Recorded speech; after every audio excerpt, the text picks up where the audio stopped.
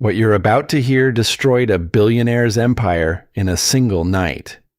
Sarah Martinez thought receiving a gold-embossed invitation was the worst thing that could happen to her pregnant, abandoned heart. She was wrong. Dead wrong. The invitation wasn't just to any party. It was to watch her husband of 8 years celebrate his new love while she carried his miracle baby.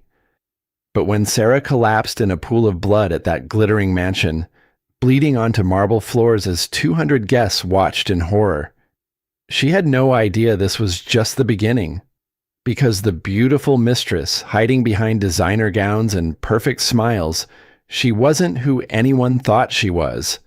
And the conspiracy Sarah was about to uncover would make her public humiliation look like child's play. This is the story of how one woman's darkest night became her greatest victory. But first, she had to survive what was coming next. The security footage would later become viral evidence. But that morning, Sarah Martinez had no idea her world was about to shatter on live stream. She sat in her Los Angeles kitchen, 7 months pregnant and glowing despite the exhaustion, when the doorbell rang with an ominous formality. The delivery man handed her a thick, cream-colored envelope with gold embossing. Her maiden name was written in elegant calligraphy, Mrs. Sarah Martinez, not Mrs. David Carter, the name she'd proudly carried for 8 years. The distinction felt deliberate, cruel. Inside, nestled in tissue paper like a venomous snake, lay an invitation that would destroy everything she thought she knew about her life. You are cordially invited to celebrate the union of David Carter and Madison Wells. Join us for an evening of new beginnings at the Carter Estate. Saturday, October 14th, 7 p.m. Black tie requested. Sarah read it 3 times before the words penetrated. Her husband of 8 years, the father of the baby growing inside her, was throwing a party to celebrate his relationship with another woman. At their home, the house they'd designed together, dreamed in together, the place where they'd tried for 5 agonizing years to start the family that was finally, miraculously, happening. The invitation slipped from her trembling fingers, floating to the marble floor like a death warrant. David had left 3 weeks ago, claiming he needed space to think. He'd filed for divorce 2 days later, served through his lawyer while Sarah was at her prenatal appointment. But this was calculated humiliation on a scale she'd never imagined possible. Her phone buzzed.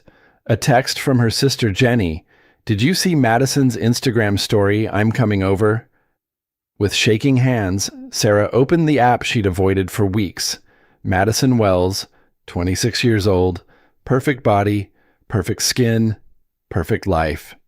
The story showed her at a florist, selecting white roses and baby's breath.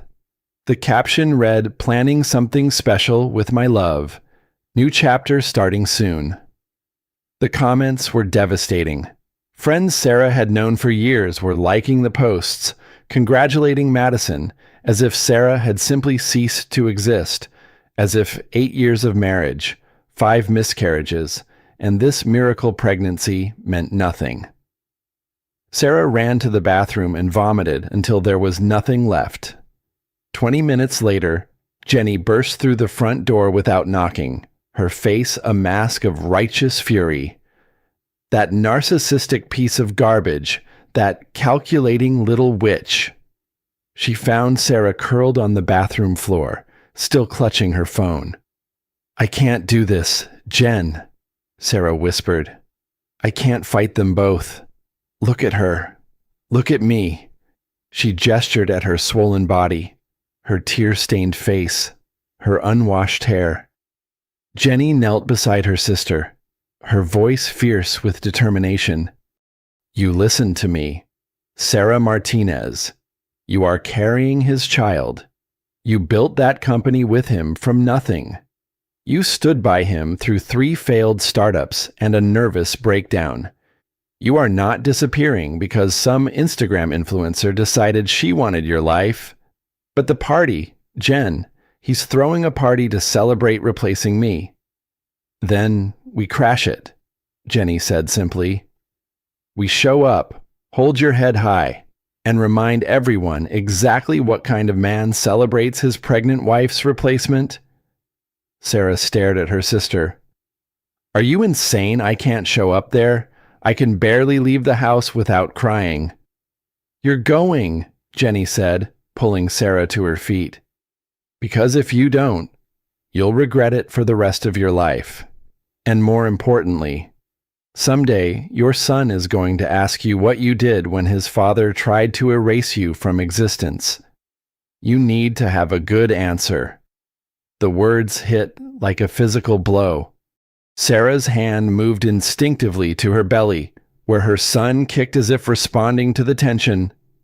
Her miracle baby, the child she'd prayed for through years of heartbreak and medical procedures. She thought about David's text from that morning. My lawyer will contact you about custody arrangements, as if their son was just another asset to be divided. What do I even wear to my own public execution? Sarah asked. Jenny smiled grimly. Something that reminds everyone exactly what he's losing. The week leading up to the party passed in a haze of preparation and disbelief. Sarah discovered the true cruelty of social media as photos of party preparations appeared daily on Madison's Instagram. The woman was documenting her triumph in real time, using hashtags like New Beginnings and True Love, while Sarah watched from the wreckage of her old life. The comments were worse than the posts. Mutual friends who'd attended Sarah and David's wedding were now congratulating Madison, calling her lucky and glowing. Some even shared memories of how perfect David and Madison looked together, as if Sarah had never existed. Jenny had moved in temporarily, claiming she needed to supervise the operation. In reality, Sarah knew her sister was terrified she'd have a breakdown and hurt herself or the baby.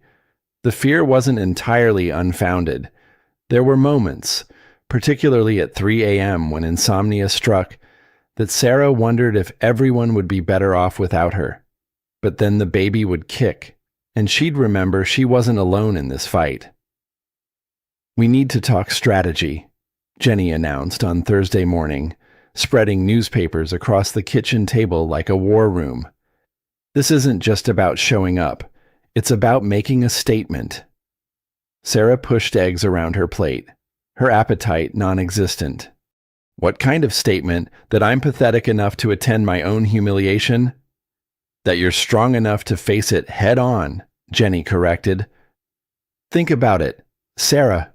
David is counting on you hiding.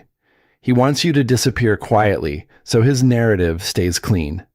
Rich, successful man falls in love with beautiful young woman. Tale as old as time. Maybe that's what happened, Sarah said quietly. Maybe he never really loved me. Jenny slammed her coffee mug down hard enough to make Sarah jump. Stop it, right now. I watched that man cry when you lost the first baby. I saw him hold your hand through every doctor's appointment, every injection, every failed procedure. He loved you. Sarah. He's just a coward who couldn't handle the pressure of real life. Then why Madison? Why her? Because she's easy, Jenny said bluntly. No history, no baggage, no expectations. She's a fantasy, not a person. And fantasies don't last, but the damage they cause is very real. That afternoon, they went dress shopping. Sarah hadn't been clothes shopping since her second trimester, when she'd finally accepted that her pre-pregnancy wardrobe was temporarily retired. Now, faced with racks of maternity evening wear, she felt overwhelmed and ridiculous. I look like a tent, she said, emerging from the dressing room in a black dress that did nothing for her confidence. You look pregnant, Jenny corrected. There's a difference. Try the navy one. The navy dress was different. It was elegant without being flashy, sophisticated without trying too hard. It emphasized her curves rather than hiding them, made her pregnancy look like the miracle it was rather than an inconvenience. That's the one, Jenny said softly. "You look beautiful, Sarah. You look like yourself." For the first time in weeks, Sarah saw herself in the mirror rather than David's discarded wife. She was still beautiful, still valuable, still worthy of love and respect.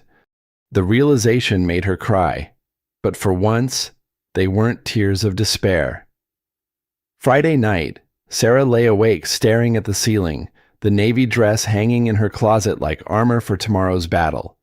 The baby was active, as if sensing her stress, his movements a constant reminder of what she was fighting for. Her phone buzzed with a text from an unknown number. "Don't come tomorrow. Trust me, it's not what you think." Sarah stared at the message, her heart racing. Who would warn her, and warn her about what she showed Jenny, who was immediately suspicious? "It's probably Madison playing games," Jenny said. "Or one of David's friends trying to keep you away. Delete it." But Sarah couldn't shake the feeling that someone was trying to protect her from something worse than what she already knew was coming. The question was, could it possibly get worse than watching your husband celebrate your replacement while you carried his child? She would find out tomorrow night. As she finally drifted off to sleep, Sarah made a promise to herself and her unborn son, whatever happened at that party. She would survive it.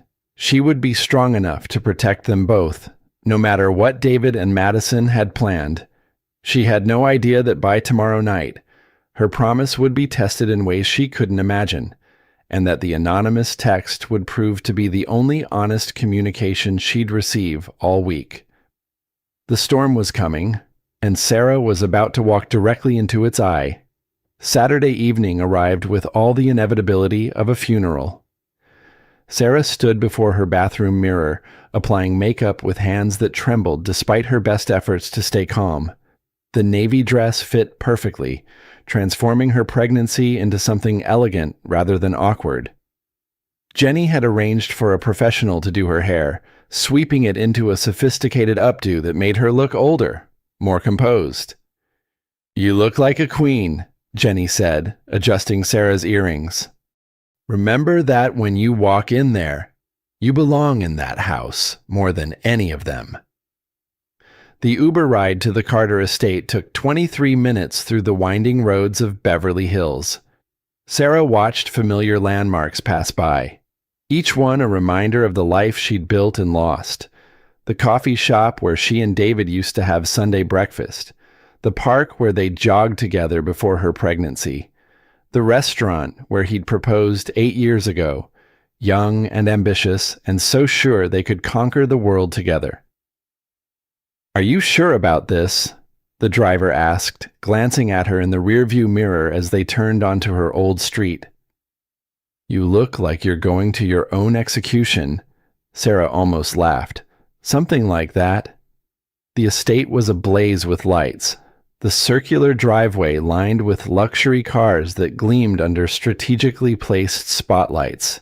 Valets in crisp white jackets directed traffic with practiced efficiency.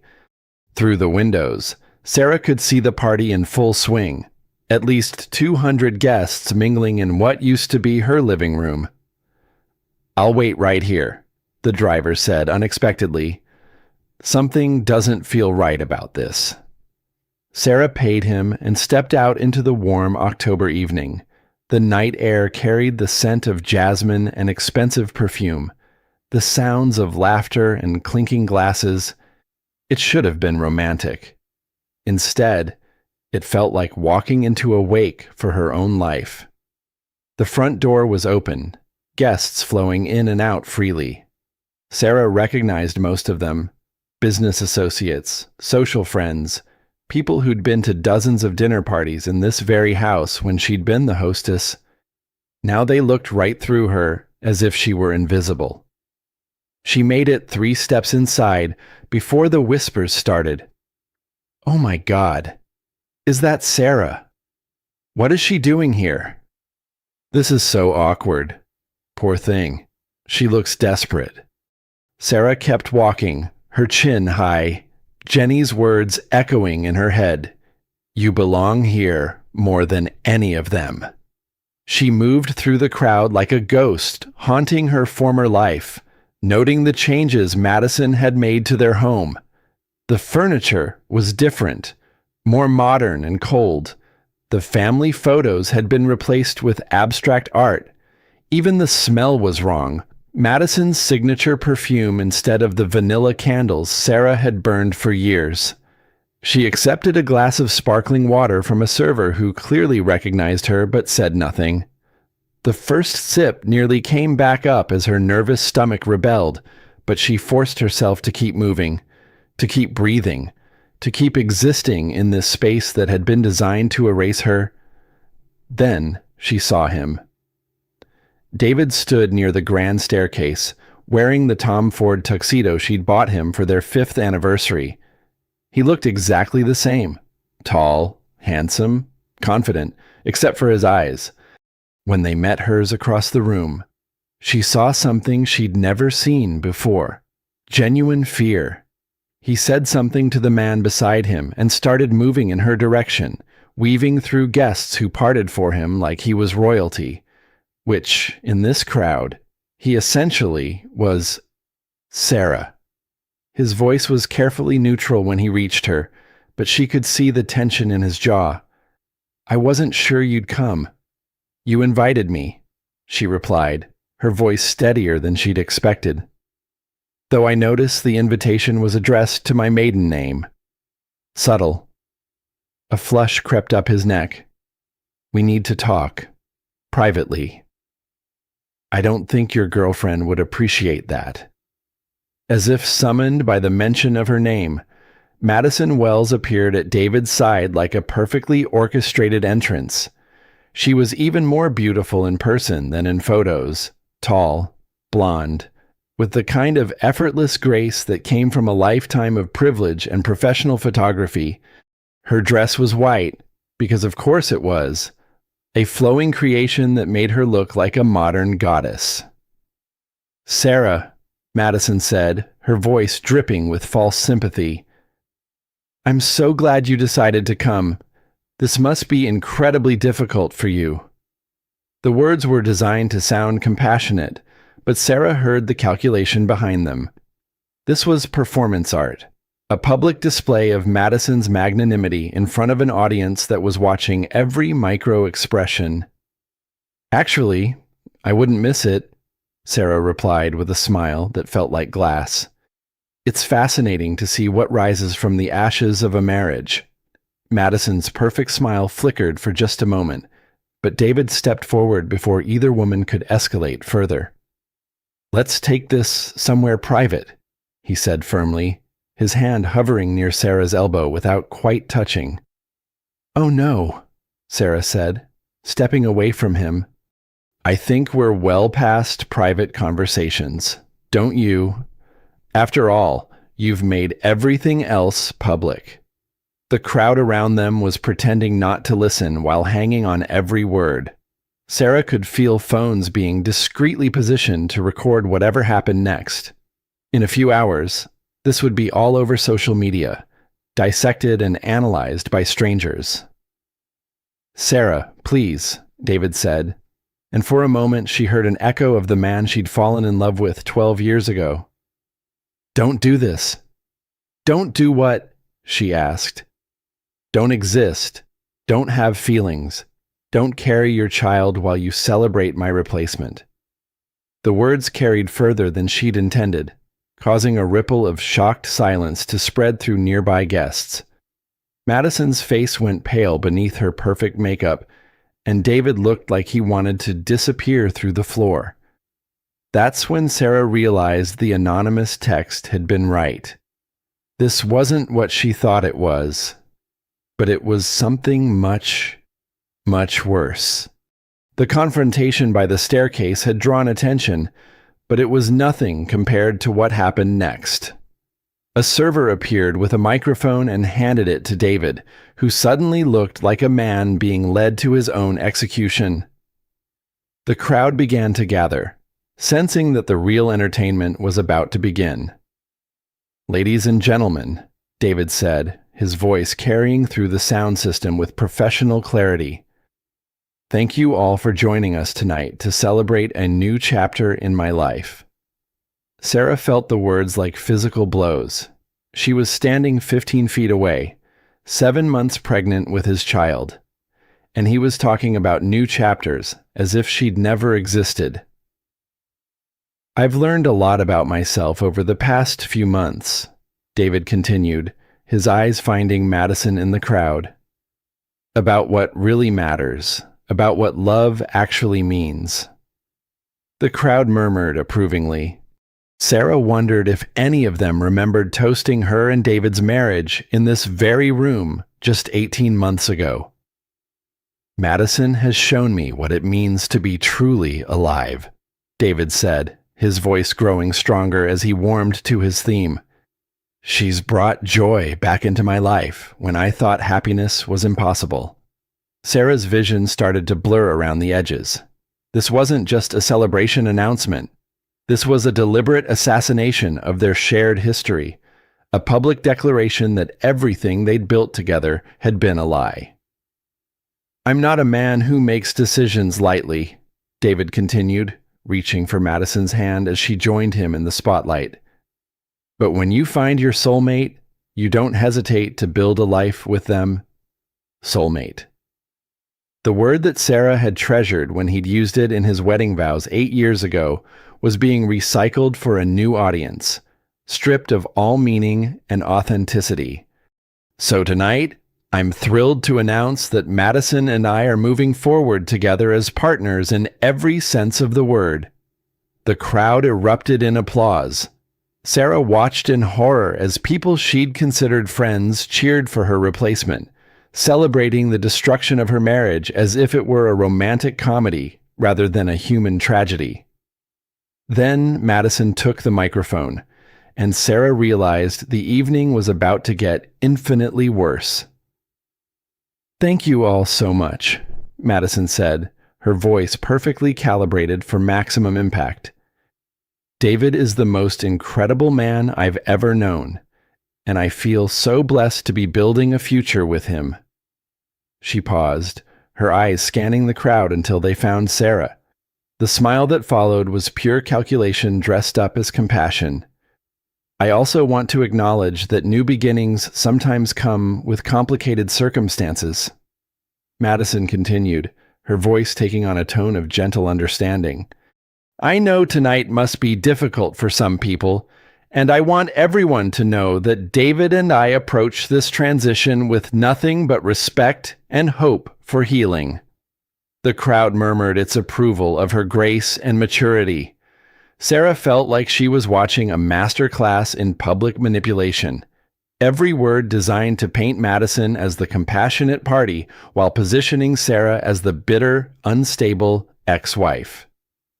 David has told me so much about the journey that brought him to this point, Madison continued. And I have nothing but admiration for the strength it took for him to prioritize his authentic happiness. Authentic happiness. As if 8 years of marriage had been an elaborate lie he'd finally escaped. I also want to acknowledge that David will always be connected to his past through his upcoming role as a father, Madison said, her hand moving to rest on her flat stomach in a gesture that made Sarah's blood run cold. And I'm excited to support him in that journey, whatever form it takes. The implication was clear. Madison would be graciously allowing David to have some contact with his child, as if Sarah's pregnancy was an inconvenience to be managed rather than a human being to be cherished. Sarah felt the first sharp pain in her abdomen, a cramping sensation that made her gasp. The stress was affecting the baby, and she needed to get out of this toxic environment before something terrible happened. But Madison wasn't finished. Finally, I want to say directly to Sarah, who I know is here tonight, Madison said, her eyes finding Sarah in the crowd with laser precision. I hope you can find peace with this situation. David speaks of you with such fondness, and I know he wants nothing but happiness for you and your child. The crowd turned to look at Sarah. Hundreds of eyes trained on her like she was an exhibit in a zoo. She felt exposed, humiliated, reduced to a footnote in the story of David and Madison's great love. "I hope we can all move forward with grace and maturity," Madison concluded, "because at the end of the day, we're all just trying to build the best lives we can." The applause was thunderous. Sarah watched in shock as people who'd known her for years clapped enthusiastically for Madison's performance, bought completely into the narrative that painted Sarah as an obstacle to be overcome rather than a human being whose life had been destroyed. That's when the second wave of cramping hit. Stronger this time, accompanied by a sharp, stabbing pain that made her double over. Something was wrong. Very wrong. "Sarah." Jenny appeared at her side from nowhere, her face white with concern. "What's happening?" "The baby," Sarah whispered, her hand pressing against her abdomen as another contraction seized her. "Something's wrong with the baby." The crowd was still applauding Madison's speech, oblivious to the medical emergency unfolding 15 feet away. Sarah tried to stay upright, tried to maintain her dignity, but her body was betraying her just as thoroughly as her husband had. "We need to get you out of here," Jenny said urgently, but it was too late. Sarah felt something warm and wet between her legs, and when she looked down, she saw blood seeping through her navy dress. The last thing she remembered before hitting the marble floor was the sound of Madison's laughter mixing with the horrified screams of the crowd. The world exploded into chaos the moment Sarah hit the marble floor. The elegant party atmosphere shattered like glass as guests screamed and surged backward, creating a circle of horrified spectators around her crumpled form. Blood pooled beneath her navy dress, stark against the white marble David had insisted on during their renovation. "Call 911. Jenny's voice cut through the panic as she dropped to her knees beside her sister. "Someone call 911 right now." Sarah was conscious but fading, her vision tunneling as pain ripped through her abdomen in waves that threatened to tear her apart from the inside. She could hear voices around her, but they seemed to come from underwater, distorted and distant. "Oh my God, is she losing the baby? This is so awful. Should we clear the room? Is someone filming this?" Through the haze of pain and panic, Sarah saw David pushing through the crowd, his face white with shock. When he reached her, he dropped to his knees without regard for his expensive tuxedo, his hands hovering over her as if he wanted to help but didn't know how. "Sarah, oh God, Sarah," he whispered, his voice breaking. "What have I done?" Madison appeared behind him, her white dress pristine and untouched by the crisis unfolding at her feet. Her expression was unreadable, not quite concerned, not quite indifferent, but something calculating and cold that made Sarah's stomach turn even harder. "The ambulance is on the way," someone shouted from across the room. Sarah tried to speak, to tell them about the cramping that had been building all evening, but no words came. Instead, another wave of pain crashed over her, so intense that she arched off the floor despite Jenny's attempts to keep her still. "Ma'am, I'm a doctor," a voice said authoritatively. Dr. Rebecca Chen, whom Sarah recognized from previous parties, knelt beside Jenny and began examining Sarah with professional efficiency. "How far along are you?" "7 months," Jenny answered when Sarah couldn't. "She's been under enormous stress." Dr. Chen's face was grim as she checked Sarah's pulse and lifted her dress to assess the bleeding. "This looks like placental abruption. We need to get her to a hospital immediately."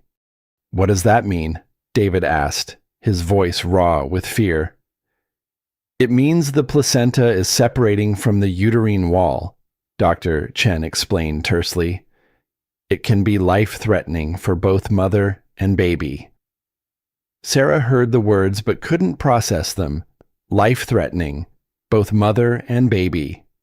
The miracle child she'd waited 5 years for, carried for 7 months, loved with every fiber of her being, was in danger because she'd been stupid enough to come to this party.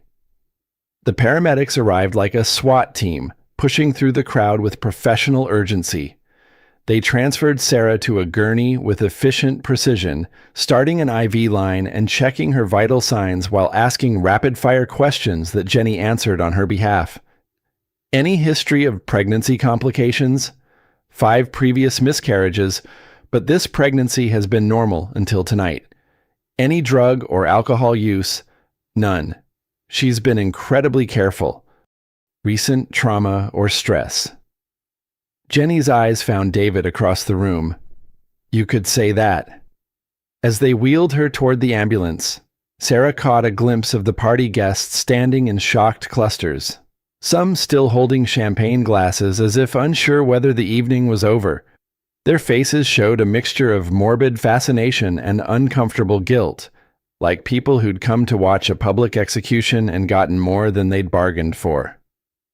Madison stood apart from the crowd, her arms crossed over her chest, watching the proceedings with the detached interest of someone observing a mildly interesting television show.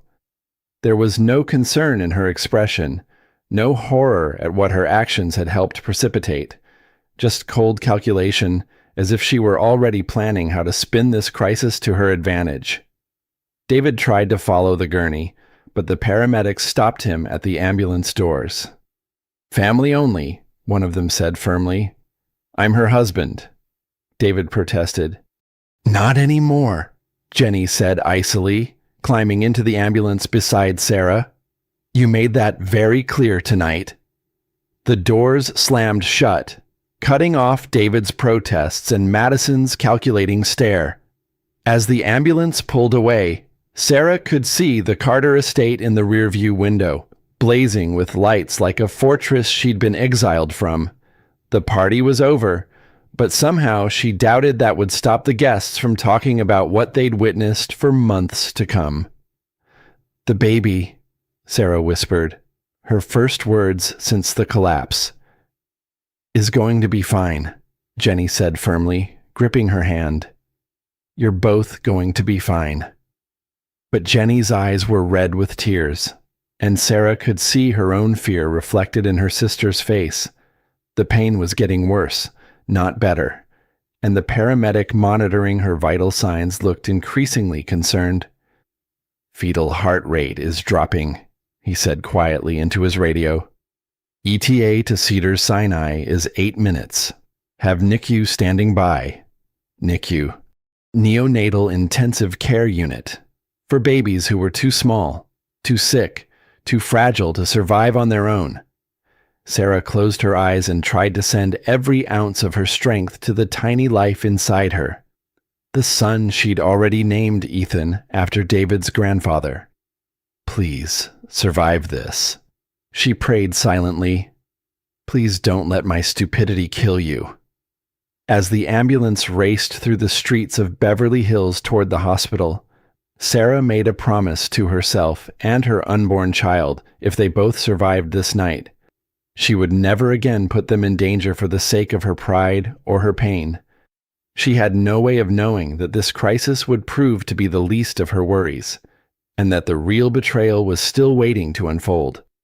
Cedars-Sinai Medical Center at 11:30 p.m. was a symphony of controlled chaos. Sarah was rushed through sliding doors into a world of fluorescent lights and urgent voices, her gurney surrounded by medical professionals who spoke in rapid code about blood pressure and fetal distress. The smell of antiseptic replaced the jasmine from David's party, harsh reality washing away the evening's manufactured elegance. Sarah Martinez, 32 years old, 30 weeks pregnant, suspected placental abruption. The paramedic rattled off to the emergency room doctor as they transferred her to a hospital bed. BP is 160/95, fetal heart rate dropping intermittently. Dr. Amanda Rodriguez, the on-call obstetrician, appeared at Sarah's bedside with the calm authority of someone who'd handled countless pregnancy emergencies. "Sarah, I'm Dr. Rodriguez. We're going to take excellent care of you and your baby, but I need you to stay as calm as possible while we figure out what's happening." Sarah nodded, though calm felt impossible when her body was betraying her and her son's life hung in the balance. Jenny stood beside the bed, still wearing her party dress, holding Sarah's hand like a lifeline. The ultrasound machine was wheeled in, and Dr. Rodriguez applied gel to Sarah's exposed belly. The room fell silent as she moved the wand around, studying the black and white images on the screen with practiced intensity. "There," she said finally, pointing to a small, flickering light on the monitor. "That's your son's heartbeat. It's strong. Sarah, he's a fighter." Sarah burst into tears of relief, the first positive news she'd heard all evening. On the screen, she could see Ethan moving, his tiny hands clenched into fists, his profile perfect and determined. "However," Dr. Rodriguez continued, her tone becoming more serious, "you are experiencing a partial placental abruption, likely triggered by extreme stress. The bleeding has stabilized for now, but we need to monitor you very closely. Any further separation could require an emergency C-section." "How early is too early?"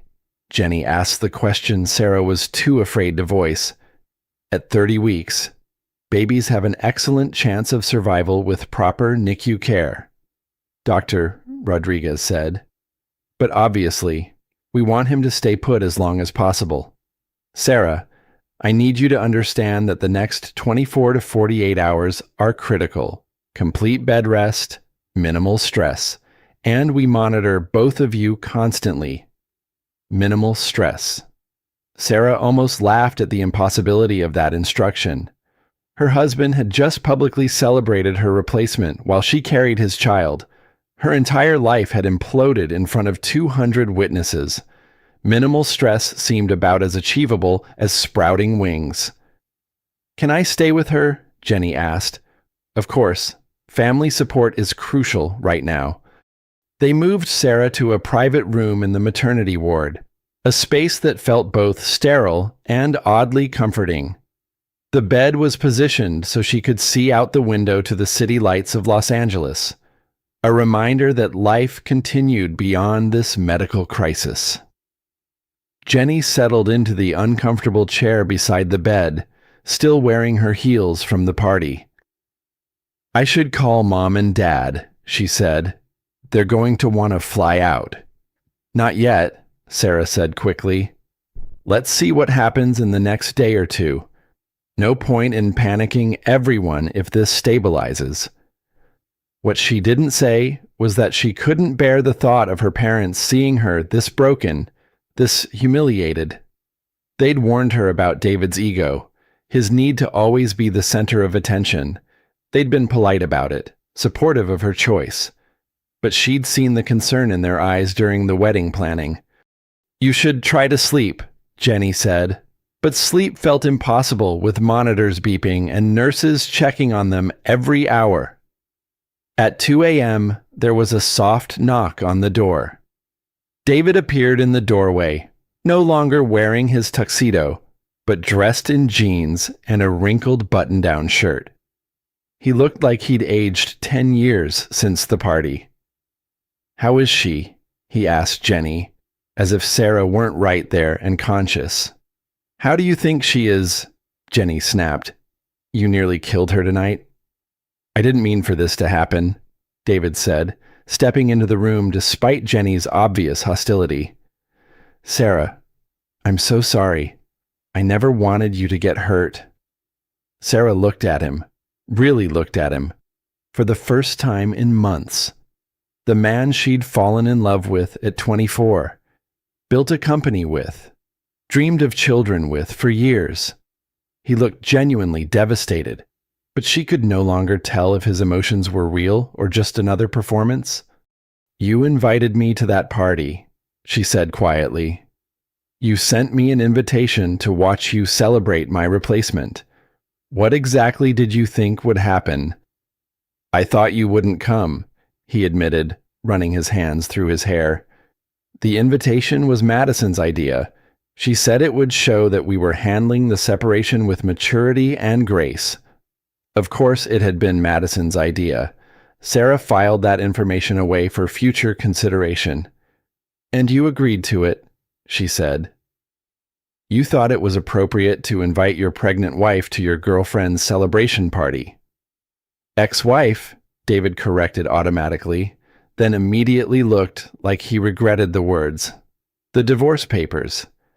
Sarah had been so focused on the medical crisis that she'd forgotten the legal reality of her situation. She was no longer David's wife in any meaningful sense. She was just the mother of his child, a biological connection he was legally obligated to acknowledge.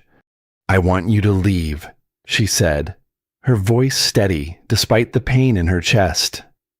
I can't handle your presence right now, and stress is dangerous for the baby. Sarah, please, let me stay. Let me help. You've helped enough, Jenny said, standing up to physically block David's approach to the bed. She needs rest, and you need to go figure out how you're going to explain to your son someday why you tried to erase his mother from existence. David looked like he wanted to argue, but the monitors attached to Sarah started beeping more rapidly, indicating her rising stress levels. A nurse appeared as if summoned by the sound. Is everything all right in here? She asked, her eyes taking in the scene quickly. This gentleman was just leaving, Jenny said firmly. David opened his mouth to protest, then seemed to think better of it. I'll be back tomorrow, he said. To check on both of you. After he left, Sarah felt her body relax slightly, the monitor beeps returning to their normal rhythm. But sleep still eluded her as she stared at the ceiling and wondered how her life had become a medical emergency wrapped in a public humiliation. She had no idea that David's visit was just the beginning, and that tomorrow would bring revelations that would make tonight's crisis seem simple by comparison. Sarah spent 3 days in the hospital, 3 days of round-the-clock monitoring that felt like house arrest in a medical facility. The bleeding had stopped. Ethan's heartbeat remained strong, and Dr. Rodriguez was cautiously optimistic about keeping the pregnancy going to term, but the psychological wounds from the party were harder to treat than the physical ones. Jenny had appointed herself as Sarah's guardian, screening visitors and phone calls with military efficiency. The story of Sarah's collapse had already made its way through their social circle, spawning dozens of text messages that ranged from genuinely concerned to morbidly curious. Jenny handled them all, allowing only Sarah's parents and closest friends to have any contact. Marcus called again, Jenny reported on Tuesday morning, referring to David's business partner. He seems genuinely worried about you. Sarah found that surprising. Marcus Chen had been David's best man at their wedding, but she'd assumed his loyalty would remain with his business partner and lifelong friend. What did he say? That he's been trying to talk sense into David, but David's not listening to anyone right now. Apparently, Madison has some kind of hold over him that nobody understands. The mention of Madison's name made Sarah's stomach clench.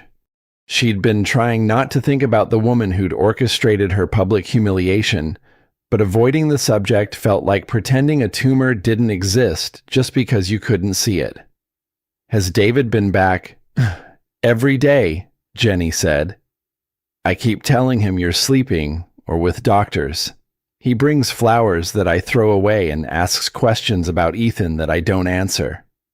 Sarah appreciated her sister's protection, but she couldn't hide in this hospital room forever.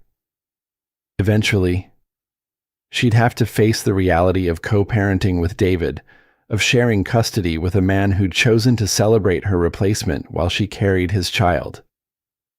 There's something else, Jenny said, her tone becoming more serious. I hired someone to look into Madison Wells. You did what? A private investigator. Don't look at me like that. Sarah, something about this whole situation doesn't add up. David might be selfish and weak, but he's not usually cruel. The party, the invitation, the public humiliation, that level of calculated cruelty feels like someone else's playbook. Sarah wanted to dismiss her sister's conspiracy theories, but the anonymous text from Friday night still bothered her. Someone had tried to warn her away from the party, had known it would be worse than she expected. What did you find out? Madison Wells isn't exactly who she claims to be, Jenny said, pulling out her phone to show Sarah a series of screenshots. Her Instagram shows this perfect California lifestyle, but according to public records, she only moved to Los Angeles 8 months ago. Before that, she was living in Miami under a different name. The photos on Jenny's phone showed a driver's license and apartment rental agreement for someone named Madison Walsh, not Wells. The woman in the ID photo was unmistakably the same person, but the discrepancy was troubling. People change their names, Sarah said, though her heart was beginning to race. Maybe she wanted a fresh start. Maybe, Jenny agreed. But then there's this. The next photo showed a group shot from what appeared to be a high-end networking event in Miami. Madison was standing next to a man Sarah didn't recognize, both of them wearing the kind of expensive clothing that suggested serious money. The man she's with is called Robert Blackstone, Jenny explained. He's been indicted 3 times for corporate espionage and securities fraud, never convicted, but he's made a career out of getting close to powerful men and destroying them from the inside. Sarah stared at the photo, trying to process what her sister was suggesting. You think Madison is working for this man, that she targeted David deliberately? I think Madison Wells is very good at becoming exactly what rich, powerful men think they want, Jenny said. And I think David is too arrogant to realize he's being played. The possibility sent a chill through Sarah that had nothing to do with the hospital's aggressive air conditioning. If Madison was some kind of professional manipulator, then David wasn't just cheating. He was being systematically destroyed by someone who'd studied his weaknesses and exploited them with surgical precision. There's more, Jenny continued. The investigator found evidence that Madison has been in contact with several of David's business competitors. Phone calls, meetings, email exchanges that David doesn't know about. What kind of contact? The kind that could destroy Carter Industries if David's business secrets ended up in the wrong hands. Sarah closed her eyes, trying to absorb the implications. David's company was his life's work, the empire he'd built from nothing over 15 years. If Madison was stealing his trade secrets and passing them to competitors, she wasn't just breaking up his marriage. She was destroying everything he'd worked for. We have to tell him, Sarah said. Do we? Jenny asked. He chose her over you. Sarah, he invited you to watch him celebrate your replacement. Why should you save him from his own stupidity? It was a fair question, and part of Sarah, the part that had been humiliated and discarded, wanted to let David burn. But another part of her, the part that had loved him for 8 years and was carrying his child, couldn't watch him walk into a trap without at least trying to warn him. Because Ethan deserves to have a father who isn't completely destroyed, she said finally. And because no matter what David's done to me, he doesn't deserve to have his life's work stolen by a professional con artist. Jenny sighed, but Sarah could see she'd expected this response. Her sister had always been the vengeful one, while Sarah tended toward forgiveness, even when it wasn't deserved. So what do you want to do? Before Sarah could answer, there was a knock on the door. David appeared in the doorway, looking haggard and uncertain. How are you feeling? He asked, his eyes taking in the monitors and medical equipment that surrounded her bed. Better, Sarah said. The baby's okay. That's what matters. Can I sit down? There's something I need to tell you. Jenny looked like she wanted to object, but Sarah nodded toward the chair beside her bed. Whatever was happening with Madison, David deserved to know the truth. But first, she wanted to hear what he had to say. I've been thinking about what happened at the party, David began, his voice heavy with guilt. About how everything spiraled out of control so quickly. And I keep coming back to the same question. How did we get here? Sarah could have given him a detailed timeline of his betrayal, but she sensed he was working towards something important. I think I know, she said quietly. But I'm not sure you're going to like the answer. David's face went pale at Sarah's words, but before he could respond, Jenny stood up from her chair with military precision. I'm going to get coffee, she announced, grabbing her purse with deliberate force. This conversation is between you two. After Jenny left, David moved his chair closer to Sarah's bed, his expression more serious than she'd seen it since before their separation. What do you mean? You know how we got here? He asked. Sarah studied his face, looking for signs of the man she'd fallen in love with beneath the layers of guilt and confusion that seemed to have settled over him like a fog. David, what do you actually know about Madison? She asked carefully. What kind of question is that I know everything about her? We've been together for 6 months. Do you know her real name? David's expression shifted from confusion to wariness. Her real name is Madison Wells. What are you getting at? Sarah. Her real name is Madison Walsh, Sarah said gently. She changed it when she moved to Los Angeles 8 months ago, right around the time she would have started planning how to meet you. That's ridiculous, David said, but his voice lacked conviction. People change their names for all kinds of reasons. Did you know she was living in Miami before she came here, working with a man named Robert Blackstone? The color drained from David's face completely. He knew that name. Sarah realized. It meant something to him. How do you know about Blackstone? He whispered. Jenny hired a private investigator. David, Robert Blackstone is your competitor. He's been trying to get inside information about Carter Industries for years. David sat back in his chair as if he'd been physically struck. No, he said, shaking his head. No, that's not possible. Madison loves me. She moved across the country to be with me. She moved across the country to get close to you, Sarah corrected. Think about it. David, how did you meet her? At the industry conference in March. She was there covering the event for a lifestyle blog. A lifestyle blog that doesn't exist anymore, Sarah said. Jenny checked. The website was taken down 3 weeks after you met. David stood up abruptly, pacing to the window and back. Sarah could see him working through the timeline in his head, connecting dots he'd been too infatuated to notice. She asked me so many questions about the business, he said slowly. I thought she was just interested in my work, impressed by what I'd built. What kind of questions? About our client list, our proprietary software, our expansion plans. His voice was getting quieter with each admission. She said she wanted to understand what made me successful. Sarah felt a mixture of vindication and pity as she watched her husband realize he'd been expertly manipulated by a professional. Madison hadn't fallen in love with David's charm or success. She'd studied him like a lab rat and pushed every button that would make him feel important and desired. There's more, Sarah said gently.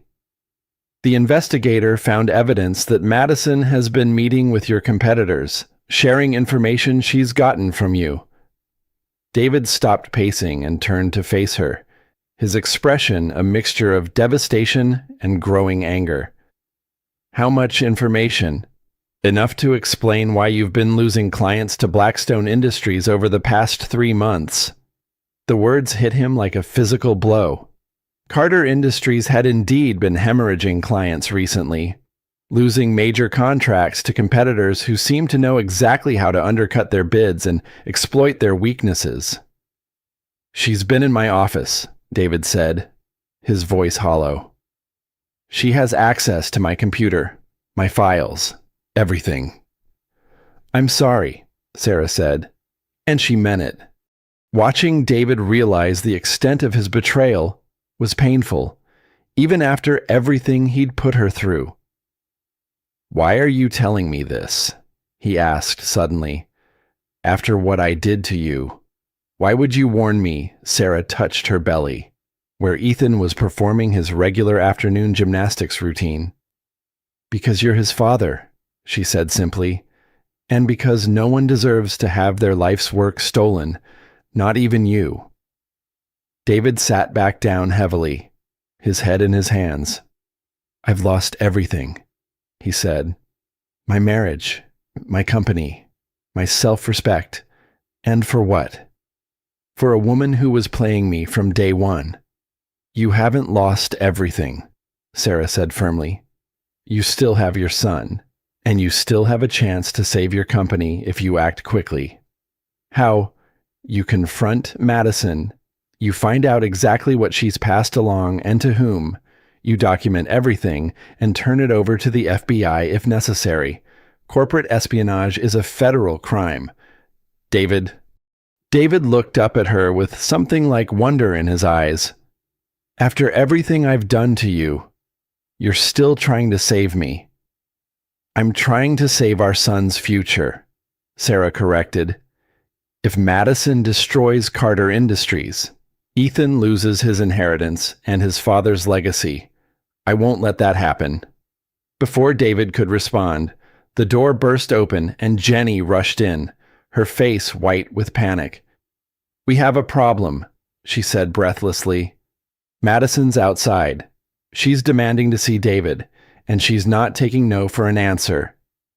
Through the window, Sarah could see a crowd gathering in the hallway. Madison's voice carried through the door, raised in what sounded like righteous indignation. "She knows," David said quietly. "Somehow, she knows we're onto her." Sarah felt her heart rate spike, and the monitors around her bed began beeping more rapidly. Whatever confrontation was about to happen, it needed to happen away from her hospital room. The stress could trigger another placental abruption, putting Ethan's life at risk. "David, you need to get her away from here," Sarah said urgently. "Take her home. Confront her there. I can't handle another crisis right now." David nodded, understanding immediately. He stood up, his expression hardening with resolve. "This ends today," he said. "Whatever the cost. This ends today."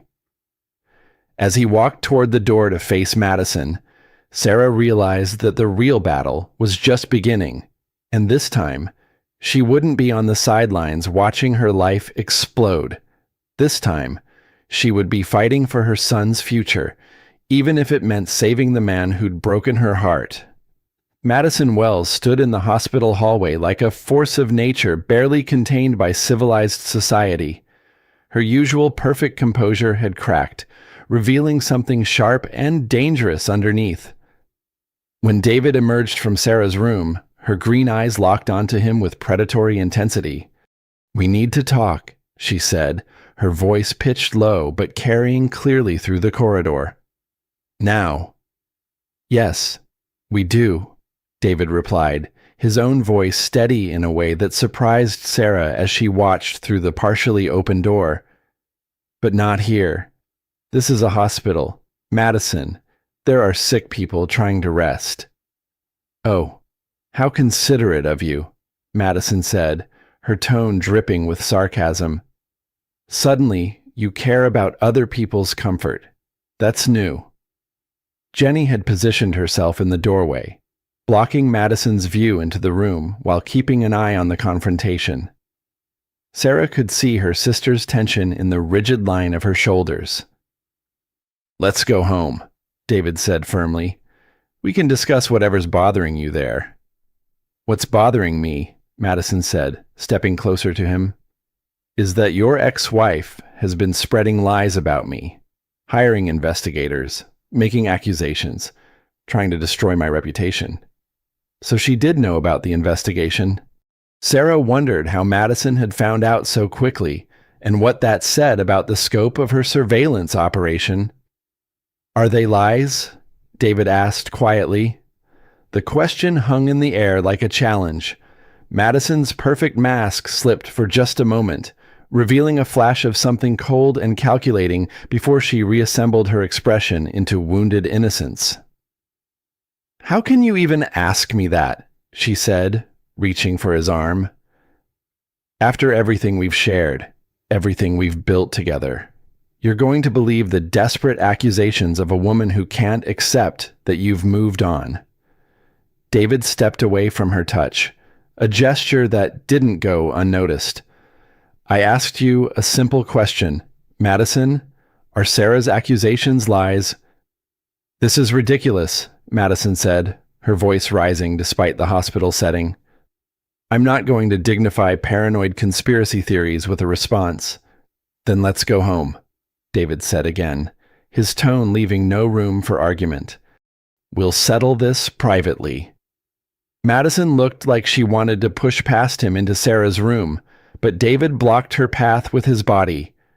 For a moment, the two of them faced off in a battle of wills that crackled with tension. "Fine," Madison said finally. "But this conversation better end with you coming to your senses and cutting contact with that manipulative woman permanently." They left together, Madison's heels clicking aggressively on the hospital floor as David guided her toward the elevators. Sarah exhaled slowly, only then realizing she'd been holding her breath through the entire confrontation. "That woman is dangerous," Jenny said, closing the door firmly behind them. "Did you see her face when David questioned her for about 2 seconds there? The mask came completely off." Sarah had seen it too. A glimpse of the predator Madison really was beneath her carefully constructed persona. It made her even more worried about what might happen when David confronted her with the evidence of her betrayal. "Should we call someone?" Sarah asked. "What if she does something to David?" "David's a big boy," Jenny said, though her tone suggested she was concerned too. "Besides, he needs to face this himself. He got himself into this mess by ignoring every red flag in the book." They waited in tense silence for over an hour before Sarah's phone rang. David's name appeared on the screen, and she answered immediately. "Are you okay?" she asked without preamble. "I'm fine," David said, but his voice sounded hollow and exhausted. "You were right, Sarah, about all of it." "What happened?" "I confronted her with everything. The name change, Blackstone, the meetings with competitors. At first she tried to deny it. Then she tried to turn it around and blame me for not trusting her. And then she realized the game was over," David said with bitter laughter. "The mask came off completely. You should have seen her. Sarah. It was like watching someone shed their skin.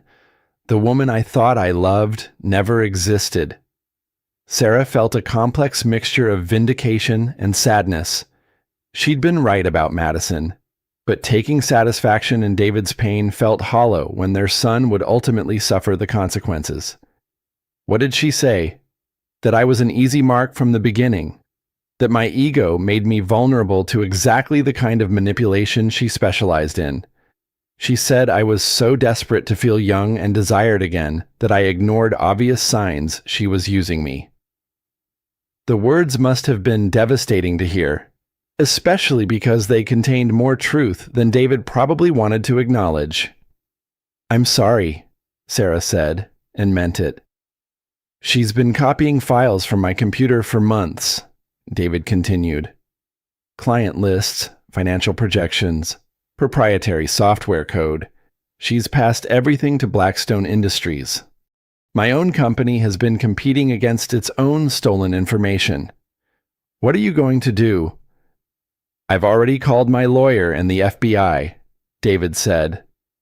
They're opening a corporate espionage investigation. Madison's probably in custody by the time we finish this conversation.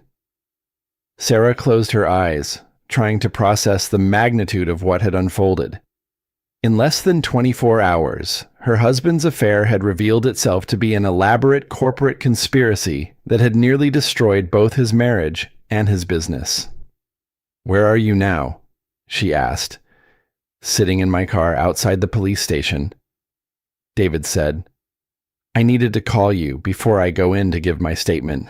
Sarah, I know I don't deserve your forgiveness after what I put you through, but I need you to know that what happened between us wasn't about you.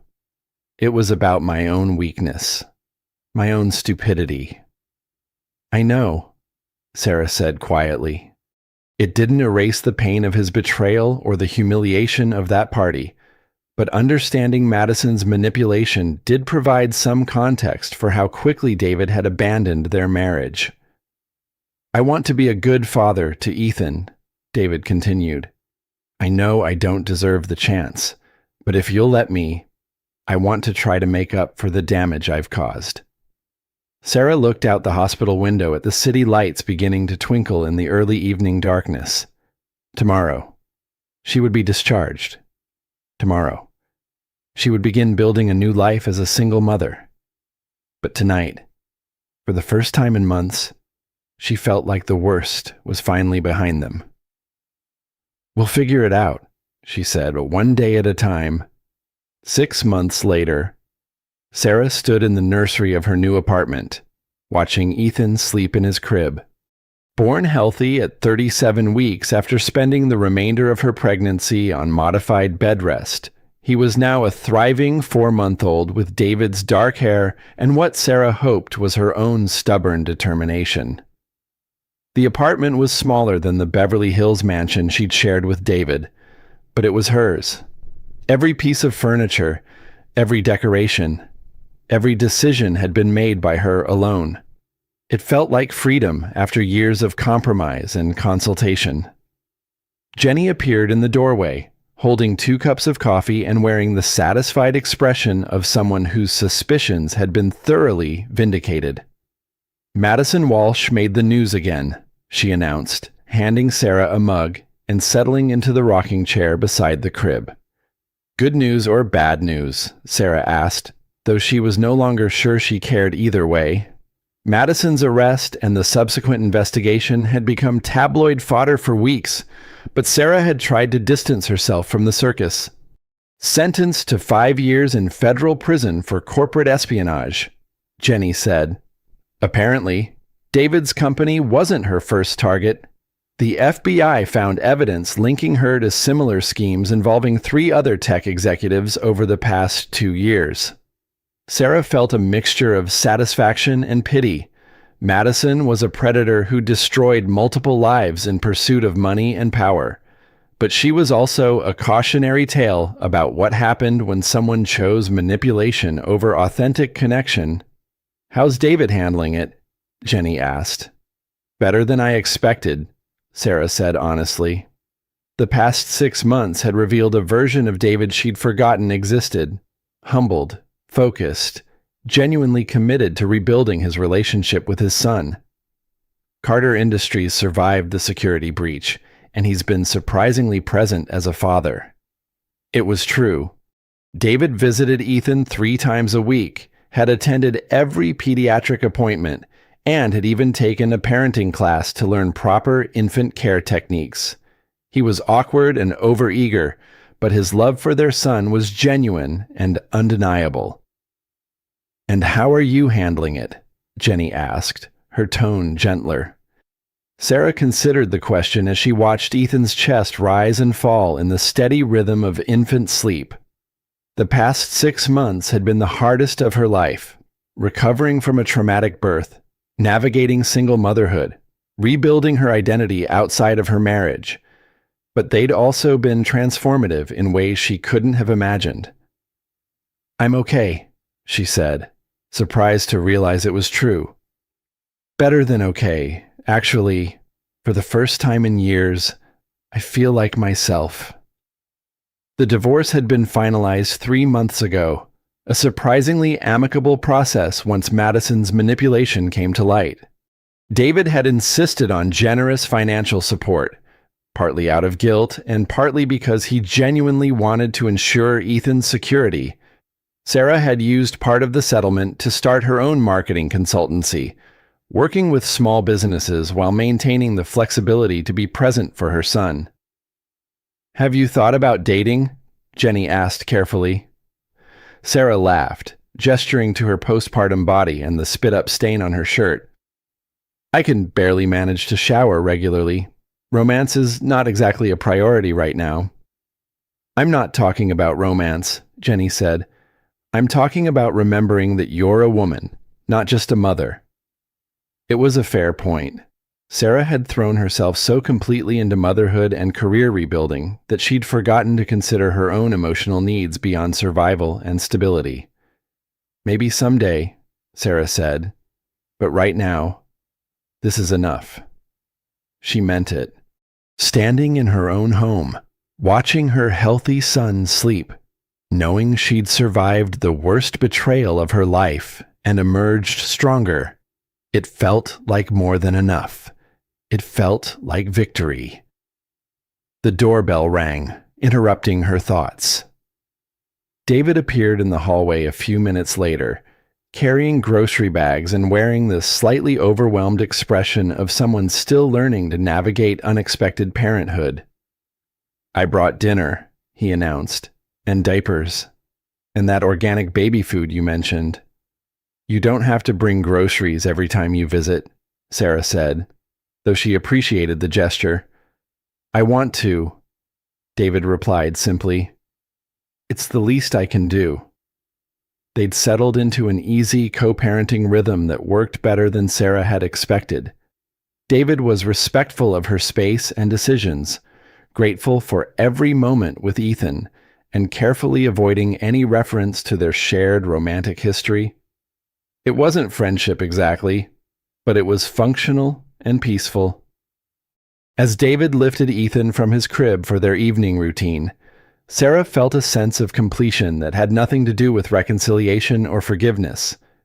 This was her family now, unconventional, complicated, but built on honesty rather than illusion. "Thank you," David said quietly as Ethan settled against his chest, "for giving me this chance." "Thank you," Sarah replied, "for becoming the father he deserves." Outside her apartment window, Los Angeles sparkled with possibility.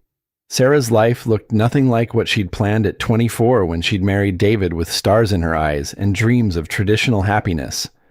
But it was hers now, messy, imperfect, and absolutely authentic. That night, after David left and Jenny returned to her own apartment, Sarah sat in the rocking chair beside Ethan's crib and allowed herself to imagine the future. Not the fantasy version she'd once chased, but the real one she was building day by day. Someday, she might fall in love again. Someday, she might expand her business or move to a bigger apartment or take Ethan on adventures around the world. But tonight, watching her son sleep peacefully in the home she'd created through her own strength and determination, Sarah Martinez felt rich beyond measure. The golden invitation that had shattered her world 8 months ago was long gone, but the woman who'd survived its aftermath was just beginning to discover what she was truly capable of achieving. And that, Sarah realized as she turned off the nursery light and headed to her own bed, was the most valuable treasure of all. Sarah's journey from devastating betrayal to ultimate triumph proves that our greatest strength often emerges from our deepest pain. If this story moved you, inspired you, or made you believe in the power of resilience, hit that like button and let me know in the comments which moment impacted you most. Share this with someone who needs to hear that they're stronger than they know. And don't forget to subscribe for more stories of real people overcoming impossible odds. Your support helps me bring you these powerful tales of human courage every week. Thank you for listening. And remember, you're more resilient than you realize.